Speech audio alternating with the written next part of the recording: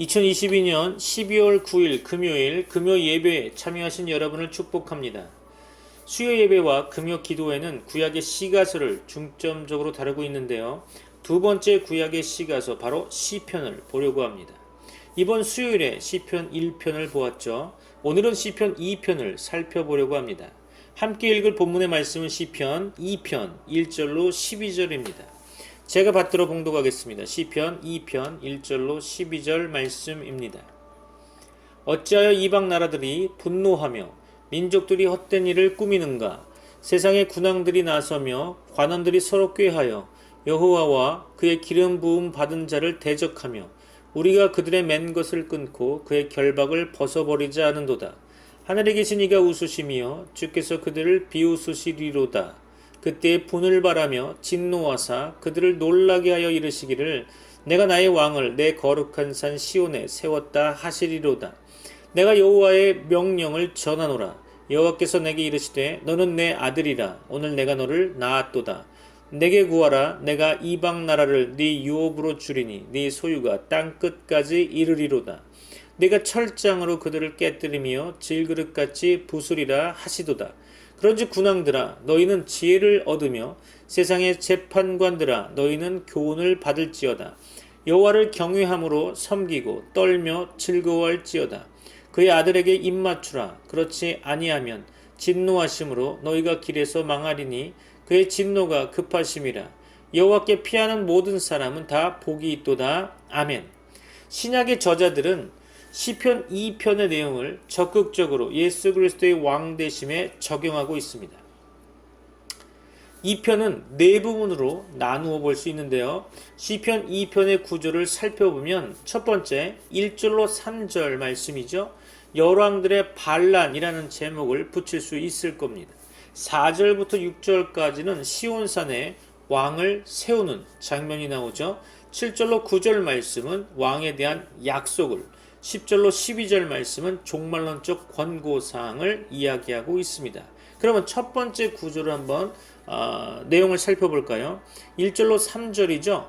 열왕들의 반란에 관련된 내용들인데요. 한번 다같이 다시 한번 더 읽어보겠습니다. 어찌하여 이방 나라들이 분노하며 민족들이 헛된 일을 꾸미는가? 세상의 군왕들이 나서며 관원들이 서로 꾀하여 여호와와 그의 기름 부음 받은 자를 대적하며 우리가 그들의 맨 것을 끊고 그의 결박을 벗어버리자 하는도다. 아멘. 어찌하여를 통해 열왕들의 반란에 대해 하늘의 하나님께서 놀라고 계심을 알 수 있습니다. 놀람은 무섭거나 갑작스러운 어떤 일에 대한 경악이 아닐 것입니다. 하나님이 두려워하는 게 있겠습니까? 도무지 일어날 수 없는 일이 일어나고 있는 것에 대한 의아한 놀람인 거죠. 열왕들이 분노하고 헛된 일을 꾸미는 이유가 2절에서 소개하고 있습니다. 여호와의 기름 부음 받은 자를 대적하기 위해서라고 성경은 기록하고 있죠. 즉 만왕의 왕이신 하나님께서 세우신 이 땅의 왕을 거역하기 위한 것입니다. 시편 기자는 열왕들이 분노했고 헛된 일을 꾸민다고 말하고 있죠. 마치 사단이 자기 때가 얼마 남지 않아 분노한 것과 비슷할 것입니다. 그들은 왜 분노하는 걸까요? 그것은 기름 부음 받은 자에게 복종해야 하기 때문인데 그들의 마음은 그렇게 기름 부음 받은 자에게 복종하기 싫어하는 마음이 강했던 거죠. 사람들은 자신의 삶의 주도권을 자신이 갖고 싶어하고 자신의 욕망을 따라 살아가고 싶어하죠. 그래서 분노하고 서로 마음을 합해 작당모의하는 것입니다. 이것은 정확하게 헤롯과 빌라도가 예수 그리스도를 죽이기 위해 서로 원수이면서 작당한 것과 다르지 않겠죠. 사도행전 4장 24절로 28절 말씀 볼까요?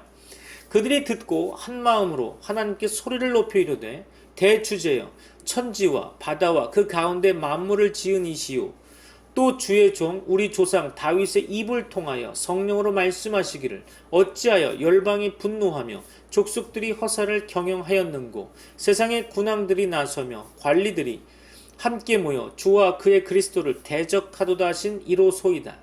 과연 헤롯과 본디오 빌라도는 이방인과 이스라엘 백성과 합세하여 하나님께서 기름 부으신 거룩한 종 예수를 거슬러 하나님의 권능과 뜻대로 이루려고 예정하신 그것을 행하려고 이 성에 모였나이다. 그렇죠. 열방들이 하는 것을 보십시오. 그들은 먼저 1절 말씀에 표현된 것처럼 분노하고 있죠. 그 다음엔 나서며라고 말하고 있습니다. 가만히 있지를 못하는 거죠. 마음의 분노를 주체하지 못하고 움직이기 시작합니다. 나설 뿐 아니라 꾀한다고 이야기하죠. 꾀한다는 말은 마음을 쏟고 뭔가를 이루기 위해 열정적으로 수고한다는 의미를 가지고 있습니다. 그리고 2절 말씀에 대적하게 되죠. 마음에서 행동으로, 행동에서 연합을 통해 실제적으로 대적하고 있는 것입니다. 왕들과 관원이라는 표현도 유의해 볼 만한 한 건데요. 이 표현은 모든 사람을 말하는 것 같습니다. 악인들의 연합의 목적은 맨 것을 끊고 그의 결박을 벗어버리자 3절에서 기록하고 있죠. 이 표현은 하나님의 말씀 계명을 끊고 벗는 것을 뜻한다고 할 수 있겠죠. 어느 목사님의 말씀을 빌리자면 이 표현이 땅을 침범하려는 혼돈의 물로 비유하고 있다고 합니다. 여하간 하나님께서 정하신 법칙을 벗어난 욕망과 탐욕, 무질서와 혼란을 말하고 있음이 분명할 것입니다. 범죄와 타락은 정해진 하나님의 계명을 벗어나는 것이죠. 그들의 반란은 악이요 죄인 것입니다. 두 번째 단락 볼까요? 4절로 6절입니다. 제목은 시온산에 왕을 세우는 그러한 장면이죠. 자, 말씀 본문 봅니다. 하늘에 계신 이가 웃으시며 주께서 그들을 비웃으시리로다. 그때 분을 바라며 진노하사 그들을 놀라게 하여 이르시기를 내가 나의 왕을 내 거룩한 산 시온에 세웠다 하시리로다. 아멘. 열왕들의 반란은 2절 말씀에 보니까 헛된 것이라고 표현되고 있죠. 하나님의 비웃음거리가 되고 있습니다.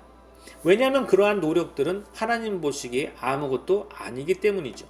인간의 교만과 악은 하나님의 비웃음거리입니다. 그들의 악은 하나님께 조금도 해가 되지 않죠. 왜냐하면 하나님은 하늘에 계시기 때문입니다. 하늘은 인간이 범접할 수 없는 초월적 공간을 표현하는 거죠. 그들은 하나님께 분노했습니다. 이제는 하나님께서 분노하시게 되죠. 인간의 분노는 아무것도 아닙니다. 하나님의 분노는 세상의 모든 것을 무효화할 것이고 진동할 것입니다. 마침내 시온에 세우신다고 선포하고 있죠. 시온은 내 거룩한 산, 6절 말씀의 표현대로 시온은 예루살렘의 구원사적 이름이며 악인들에게는 심판의 이름입니다. 그곳은 거룩한 곳이죠. 하늘이 초월적 공간이라면 시온산은 땅에 있으면서 거룩한 곳을 나타내고 있습니다. 하늘의 거룩성은 절대적이지만 땅의 거룩성은 상대적이죠. 거룩한 곳은 하나님께서 함께 하시는 곳입니다. 주님은 모세를 향하여 거룩한 곳을 정하시고 신을 벗으라고 말씀하셨죠. 소명의 장소, 그곳은 거룩한 곳입니다. 세 번째 단락 볼까요? 7절로 9절입니다. 왕에 대한 약속을 나타내고 있죠. 자, 본문 봅니다. 내가 여호와의 명령을 전하노라. 여호와께서 내게 이르시되 너는 내 아들이라. 오늘 내가 너를 낳았도다. 내게 구하라. 내가 이방 나라를 네 유업으로 주리니 네 소유가 땅 끝까지 이르리로다. 네가 철장으로 그들을 깨뜨리며 질그릇같이 부수리라 하시도다. 아멘. 왕을 세우신다는 선언 이후에 왕에 대한 약속이 이어지고 있죠. 3년은 세 번째 단락은 하나님께서 세운 왕이 누구이며 어떤 일을 해야 하는지를 열거하고 있습니다. 그 첫 번째가 바로 신분이 뭐라고 표현하고 있냐면 내 아들이라. 그렇죠. 고대 세계에서 왕은 신의 후손입니다. 신적 영광을 가지고 있어야 하는 거죠. 하나님은 시온의 왕을 내 아들로 입양하고 계십니다. 주님께서 공생애를 시작하실 때 하늘이 열리고 음성이 들렸죠. 그때 시편 2편 7절의 말씀이 인용되었습니다. 마태복음 3장 17절이죠. 하늘로부터 소리가 있어 말씀하시되 이는 내 사랑하는 아들이요 내 기뻐하는 자라 하시니라. 아멘. 마태복음 2장에서 예수님은 유대인의 왕으로 소개한 다음에 3장에서 세례 요한을 통해 왕의 길을 준비시키시죠. 그리고 곧바로 세례식을 거행되고 하나님의 아들로서 사역이 시작됩니다. 예수님은 다윗의 후손으로서 유대인의 왕이시죠. 십자가에 달리실 때 로마 군인들은 예수님을 유대인의 왕으로 놀렸고 실제로 죄패에 유대인의 왕 예수라고 붙였습니다. 예수님께서 숨을 거두실 때 그것을 보던 로마의 백부장은 예수님을 향해 이는 진실로 하나님의 아들이다 라고 선언하게 되죠. 두 번째는 열방을 유업으로 주리라. 구하라 하시고 이방 나라를 유업으로 주시겠다고 약속하셨습니다. 그것이 8절 말씀이었죠. 열방들이 분노하고 반역했지만 결국 아들에 의해 지배될 것을 선언하고 계십니다. 세 번째로 통치하십니다. 이방 나라들은 아들의 통치를 받게 되는 거죠. 만약 그들이 거역할 때 그들은 철장으로 깨뜨림을 당할 것입니다. 그 어떤 세력도 그 어떤 능력도 아들 앞에서 힘없는 질그릇처럼 깨질 것입니다. 시온은 예루살렘의 작은 돌바위 언덕이었습니다. 그러나 언제부터 그곳을 예루살렘을 대표하는 장소로 불려지게 되었고 하나님은 시온이란 이름에 구원사적 의미를 부여하셨습니다. 시온산은 곧 여호와 하나님의 구원의 장소인 것이죠. 네 번째 단락, 마지막 단락이죠. 10절로 12절입니다. 종말론적 권고사항이 담겨져 있죠. 네, 한번 같이 읽어보겠습니다. 그런즉 군왕들아 너희는 지혜를 얻으며 세상의 재판관들아 너희는 교훈을 받을지어다. 여호와를 경외함으로 섬기고 떨며 즐거워할지어다. 그의 아들에게 입 맞추라. 그렇지 아니하면 진노하심으로 너희가 길에서 망하리니 그의 진노가 급하심이라. 여호와께 피하는 모든 사람은 다 복이 있도다. 아멘. 마지막 단락은 종말론적 권고로 마치게 되죠. 사면을 통해 세 번째 단락을 통해 하나님은 열방의 왕들에게 경고하셨습니다. 그들은 실로 헛것에 불과했죠. 이제 아들과 화해해야 한다고 권고 또는 경고하십니다. 그들의 마지막 삶을 윤택하게 하고 싶다면 아들에게 화해의 키스를 해야 합니다. 그가 복이 있을 것입니다. 말씀을 마무리할까 하는데요. 세상은 분노합니다. 하나님의 계명에 대한 적대심을 표현하는 거죠. 하나님의 계명은 순종과 사랑, 섬김과 헌신입니다. 그러나 탐욕과 욕망에 사로잡힌 열방의 왕들은 이러한 하나님의 계명에 반항하고 자신의 욕망을 따라 살아가고 싶어하는 거죠. 그들은 서로 뜻을 모으고 동맹을 맺습니다. 오직 여호와 하나님을 대적하기 위해서죠. 그러다 그들의 노력은 헛될 것이며 그들이 수고하는 모든 수고는 무용지물이 될 것입니다. 하나님은 시온에 한 왕을 세우실 것인데 그 왕은 철장으로 세상을 통치할 뿐이십니다. 그 어떤 나라도 하나님께서 세우신 시온의 왕을 이길 수 없을 것입니다. 구약 성경은 이미 신약에 오실 예수 그리스도를 예언하고 바라보고 있죠. 구약은 물리적 힘을 통해 세상을 지배했다면 예수님은 사랑과 헌신으로 세상을 지배할 것입니다. 그것은 복음이며 십자가이며 부활인 것입니다. 여러분에게 하나님의 은혜와 복이 가득 넘치기를 축원합니다. 기도하겠습니다. 지금은 우리 주 예수 그리스도의 은혜와 하나님의 사랑과 성령님의 교통하심이 그리스도를 알고 누리는 주의 모든 백성들에게 이제부터 영원까지 함께 있을지어다. 아멘. 예수 가장 귀한 그 이름 예수 언제나 기도 들으사 오 예수 나의 손 잡아주시는 가장 귀한